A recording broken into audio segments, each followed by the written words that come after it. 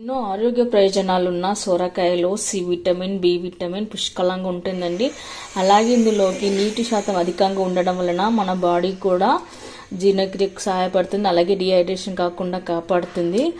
మరి అయితే నేను ఇందులోకి ఏమేమి వేసాను, ఎలా చేశాను అనేది సొరకాయ ఫ్రై ఎక్కడ మీరు వీడియోని స్కిప్ చేయకుండా చివరి వరకు అయితే చూడండి. హలో అండి, వెల్కమ్ టు మా ఇంటి రుచి మంట కిచెన్. ఇవాళ మనం సొరకాయతోన ఫ్రై చేసుకుందాము. అసలు ఈ సొరకాయని చాలా మంది సాంబార్ వరకే పరిమితం చేస్తారండి.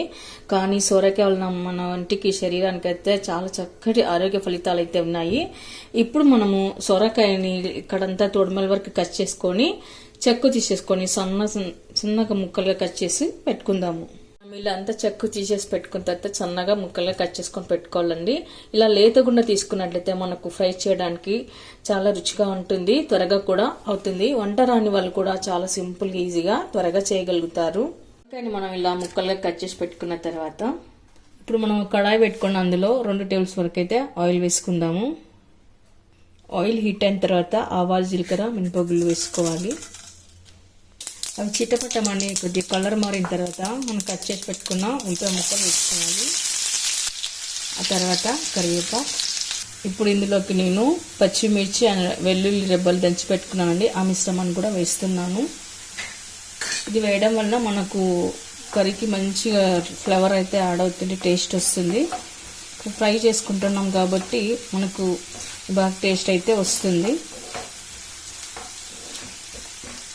తర్వాత ఇందులో కొద్దిగా పసుపు. ఇప్పుడు ఉల్లిపాయ ముక్కలు ఇలా కలర్ మాది కొద్దిగా ఫ్రైలాగా అయిన తర్వాత మనం కట్ చేసి పెట్టుకున్న సొరకాయ ముక్కలు వేసుకోవాలి.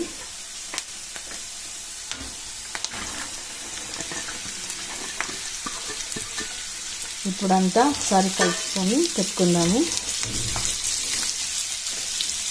తర్వాత ఇప్పుడు మనం కొద్దిగా ఇందులోకి ఉప్పు వేసుకుందాము. ఉప్పు వేసి కలిపి పెట్టుకున్న తర్వాత మూత పెట్టేసుకొని సొరకాయని 2 నిమిషాల పాటు మగ్గనివ్వాలి. ఇప్పుడు మనం మూత తీసేసుకొని ఇప్పుడు ఒకసారి కలుపుకొని పెట్టుకోవాలి. ఇది కాస్త దగ్గర పడింది అనుకున్న తర్వాత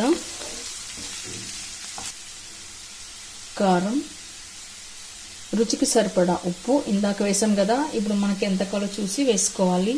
ఆ తర్వాత ఇప్పుడు కొద్దిగా ధనియాల పొడి, ఇవన్నీ వేసాక మనం ఇప్పుడు ఒకసారి బాగా కలుపుకొని పెట్టుకోవాలి. ఇలా కలిపి పెట్టుకున్న తర్వాత ఇందులోకి కొద్దిగా జీలకర్ర పొడి వేసుకోవాలి.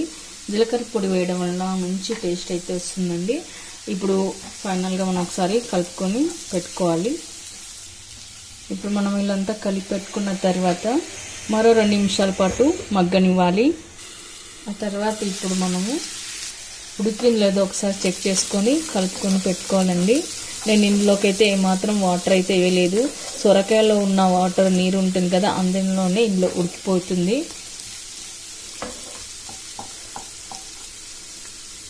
ఉడికిపోయిందండి. ఇప్పుడు ఇందులోకి అయితే కొత్తిమీర కలిపేసుకుందాము. మనకి సొరకాయ ఫ్రై అనేది రైస్లోకి, రోట్లోకి, చపాతీలోకి బాగుంటుందండి. అలాగే సైడ్ డిష్గా కూడా చాలా బాగుంటుంది. ఇప్పుడు సర్వింగ్ బౌల్లోకి తీసుకుందాము. చూసారుగా గుమగుమలాడే సొరకాయ ఫ్రై. ఈ ఫ్రై వంట రాని వాళ్ళు కూడా ఈజీగా చేయగలరండి. చిన్న పిల్లలైనా సరే ఈజీగా చేయగలుగుతారు. చాలా సింపుల్గా టేస్ట్గా ఉంటుంది. నాకు ఇక్కడ 10 నిమిషాల్లోనే ఫ్రై అనేది రెడీ అయిపోయింది. మరి మీరు కూడా ట్రై చేయండి. మీకు ఎలా కుదిరిందో కామెంట్స్లో పెట్టండి, లైక్ చేయండి, షేర్ చేయండి. తప్పకుండా మన ఛానల్ని సబ్స్క్రైబ్ చేయండి. Thank you for watching.